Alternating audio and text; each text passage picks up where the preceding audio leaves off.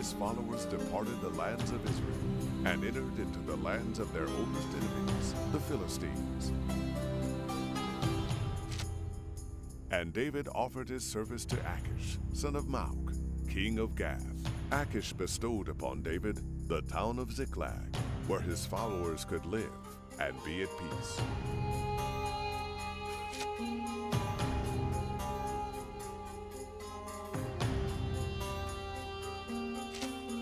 For more than 1 year, David and his followers raided many lands along the borders of southern Israel. They raided the savage barbarians known as the Amalekites and the Geshurites, and he fought against the tribes of the Gezerites. He left none of his victims alive to reveal where he had been. He did not raid any Israelites. When asked by Achish where he had raided on any given day, David would reply, "Against the lands of Israel." So Achish was completely deceived as to David's loyalties. David and his men learned many new tactics and strategies from the Philistines. David served under Achish and became a trusted advisor of the Philistine king, trusted enough to join the king's army to wage war against King Saul and the Israelites. Although Achish trusted David very much, his generals did not. They argued with the king that David and his men were Israelites and would turn on them once the battle with King Saul began. And so Achish, son of Maok, king of Gath, told David that he must take his men and return to Ziklag. Upon their return, they find their home in ruins. In their absence, vicious Amalekite raiders had attacked Ziklag. They stole all the wealth David and his men had amassed, and worse, they took everyone captive. David was greatly distressed by what they found when they returned. His wives, Ahinoam and Abigail, were among those taken captive. David's men were distraught over the loss of their wives and children. They blamed David and spoke of stoning him. What has happened to your family has happened to my family. But I trust in the Lord, who has never let me down. All of you who trust in the Lord and want to follow me must cross this line.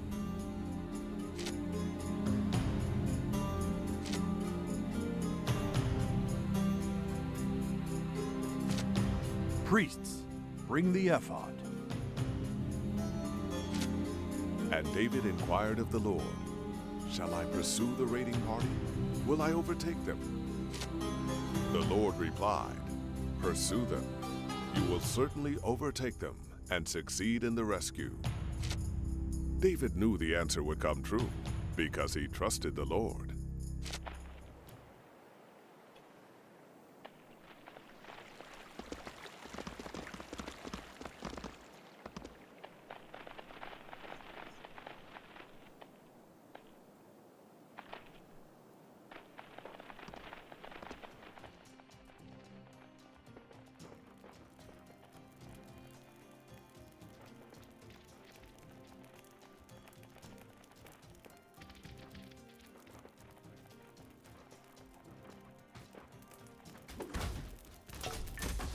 Can't do that.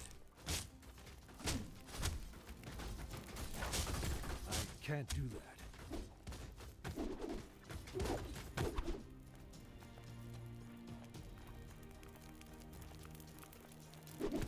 I can't do that. I can't do that.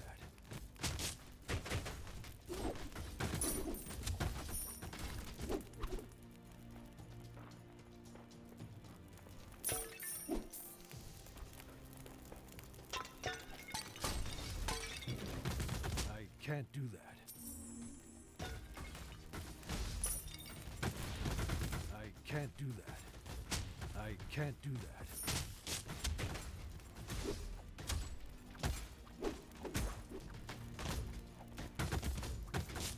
I can't do that. I can't do that.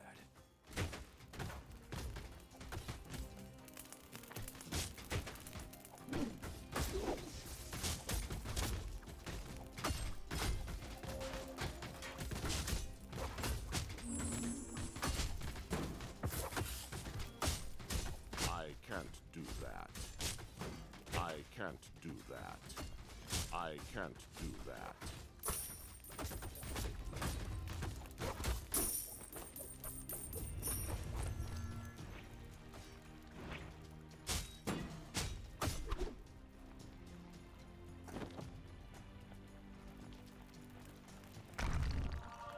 While David was away, the Amalekites raided Ziklag. David had been raiding the Amalekites previously, so they probably wanted revenge. And it came to pass when David and his men would come to Ziklag on the third day, the Amalekites had invaded the south and Ziklag and smitten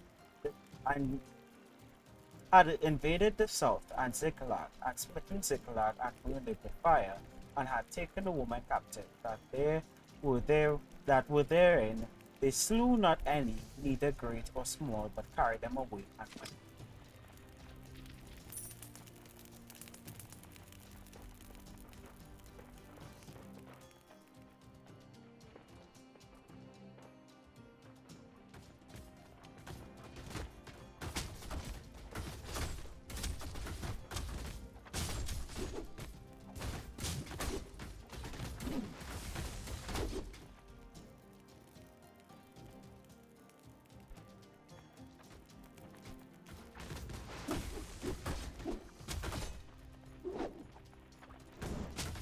Can't do that.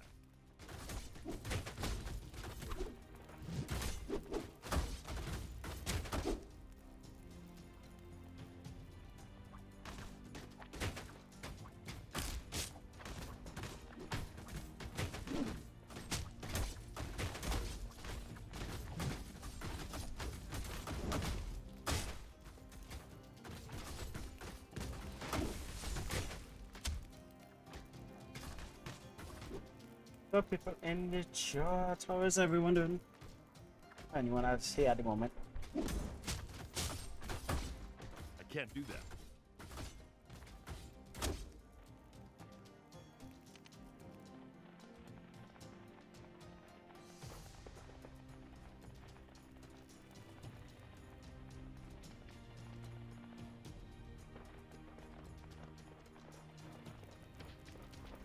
Survives the onslaught. Bring it on, Amalekites. Bring it on.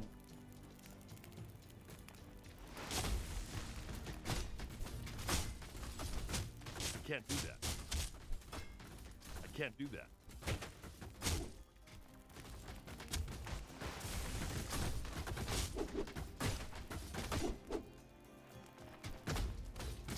I can't do that.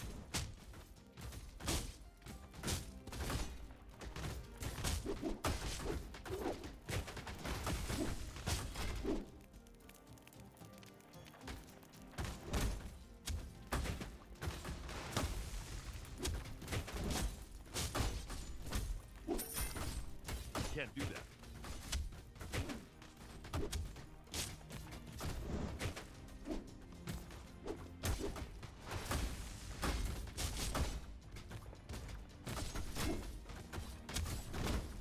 I can't do that.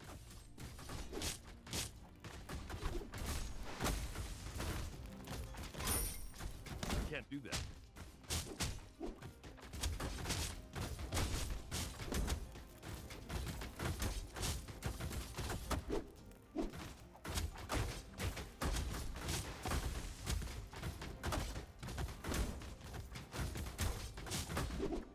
I can't do that.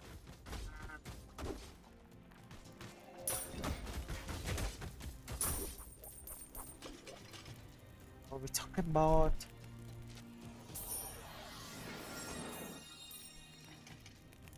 Beat everybody down.